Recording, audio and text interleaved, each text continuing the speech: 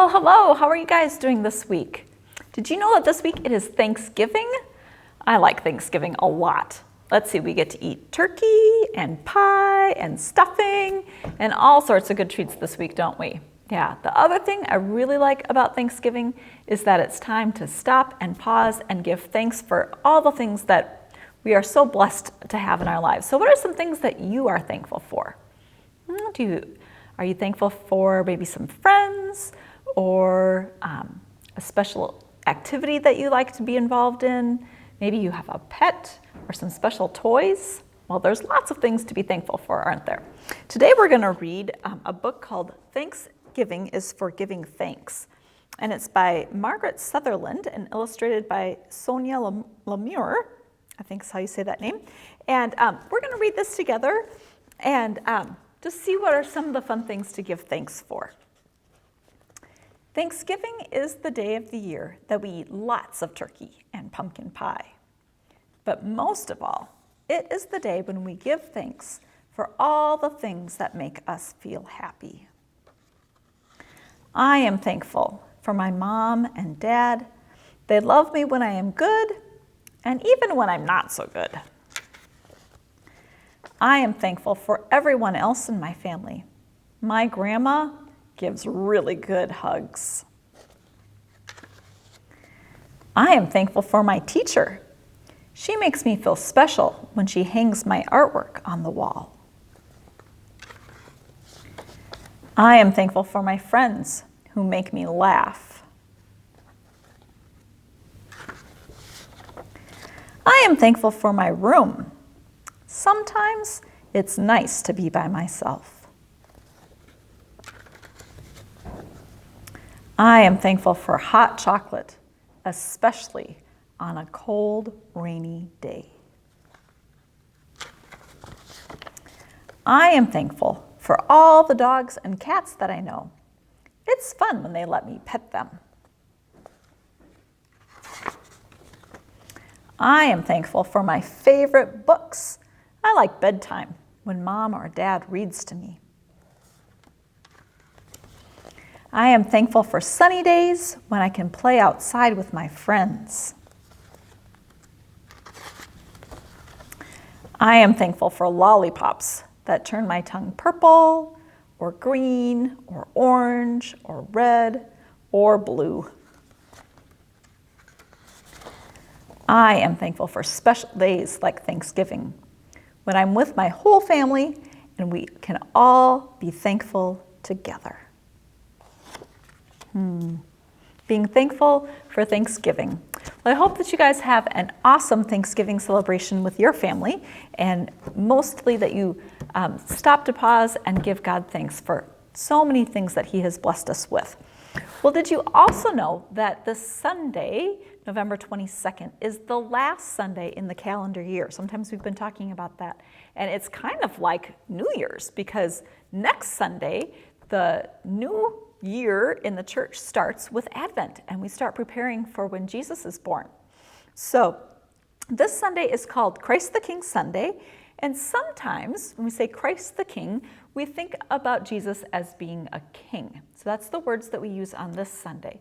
But oftentimes we also think about Jesus as being a shepherd. And being a shepherd is somebody who cares a lot for their sheep. It's hard work being a shepherd. You're out in the field and you're dirty, but you really are being so in tune with your sheep and what they need from you. So today we're learning about how when we care for others and we serve others, we are also serving Jesus. Our world friends are learning all sorts of things about serving others. Let's check to see what they're up to.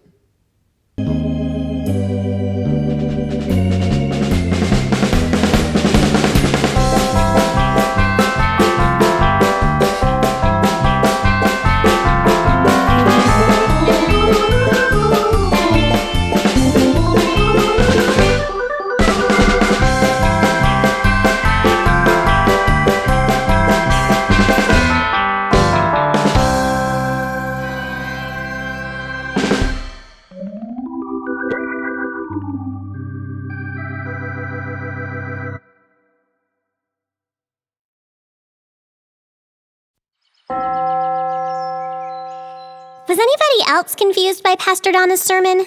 I'm confused by every sermon. The whole thing about when we serve others, we're serving Jesus? To me, it sounded like Jesus could be anyone at any time, in disguise.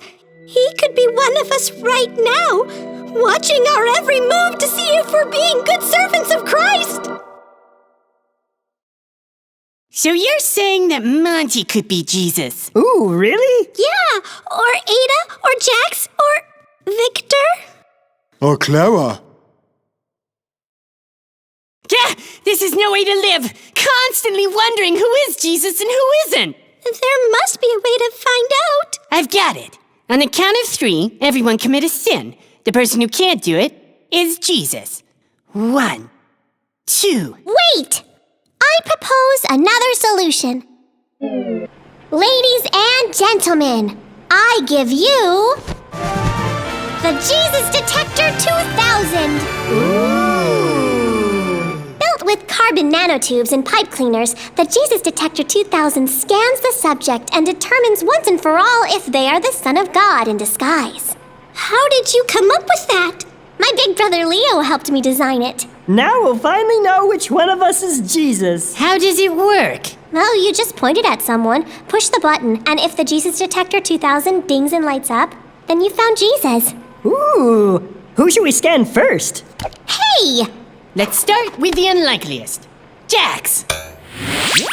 Jesus. Forgive me, O Lord! I know not what I do! Jax was Jesus this whole time? I'm Jesus? I love you, Jesus. This raises a whole lot of questions for me. Jesus. Oh, come, you who are blessed by my Father. Wait, Monty's Jesus too? Jesus. Jesus. Jesus. Jesus. Wait, so all of us are Jesus, including me? I don't know about you guys, but I don't feel like Jesus in disguise. Do you? No. No. Yes. I don't think Pastor Donna meant that Jesus was in disguise testing us. Maybe what she meant was that when we serve those in need, we are truly serving God, because Jesus is in all of us. Jesus is in all of us? Even people I don't like? Or people I'm scared of? I think so. So maybe the Jesus Detector 2000 really does work. Jesus. I love you, Jesus. That Jesus Detector 2000, that was a pretty interesting gadget, wasn't it? Yeah, that made me surprised. So what made the kids confused at first?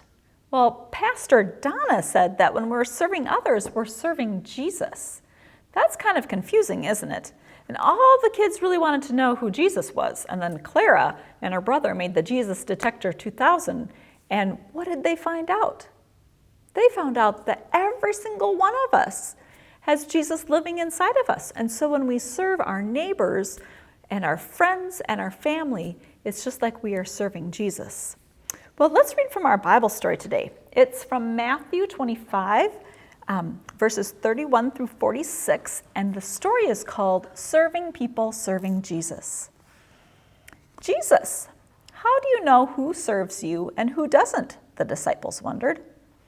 I know who serves me like a shepherd knows his sheep, Jesus explained. A shepherd knows how to tell a sheep from a goat. People who serve me are like my sheep. People who don't are like goats. Well, we want to be like the sheep, the disciples said eagerly. How can we serve you? When you serve other people, you serve me, Jesus smiled. When you feed someone who is hungry, you serve me. When you share your blanket with someone who is cold, you serve me. When you care for someone who is sick, you serve me. The disciples looked pleased with themselves. Of course they knew how to serve Jesus. But, Jesus warned, when people do not serve others, they do not serve me. Every time you ignore someone who needs your help, it is like you're ignoring me too. Uh-oh. The disciples looked at each other. They felt nervous, and they started thinking about if they had ignored someone who needed help? How can we be sure to always serve you, Jesus? They asked. Help others, share, and love each other, Jesus replied. God's kingdom is for those who show their love by serving others in need. God's kingdom is for those who show their love by serving others. And to remember that when we're serving others, we're also serving Jesus. Well, what are some of the ways that Jesus said that we can serve others? In this story, he said if we feed somebody who is hungry, it's like we're serving Jesus. Or if we provide a blanket to somebody who is cold, it's like we're serving Jesus, isn't it? And if we care for someone who is sick, that also is just like serving Jesus. Yes. Well, what are some other ways that you can serve people? Have you thought about that? What are some other ways that you can serve people? I bet you some of you are good friends at school. And if you see somebody who's lonely, that you invite them to come play with you. Yep. Or you're kind to a brother or sister, or if somebody falls down, you help them get up. The other thing that we're doing right now that you can really help to serve other people is to help with our collection of items for Church on the Street. And the items that we're going to donate in here will go to people who don't have homes or who are cold and who are hungry. So if you're donating, I'm trying to think, we've got some granola bars in here. Somebody who's hungry will get those. We have some hand warmers that you can donate, and somebody who is cold will get those. There's also the need for applesauce, hot cocoa, lots of good things that are on that list that you received in with the email that you can donate. And by doing that, you are serving people right here in your own community. And so thank you for doing that. Well, all right, so planning is underway for the Christmas program. This last week, you should have each received a survey about how you'd like to be involved. If you can make sure to get that filled out and sent in, then we can assign some parts and get going with recording our virtual Christmas program. This week, your leaflets are titled Sheep and Goats. So have fun doing those together, and we'll see you back here soon. Thanks. Bye.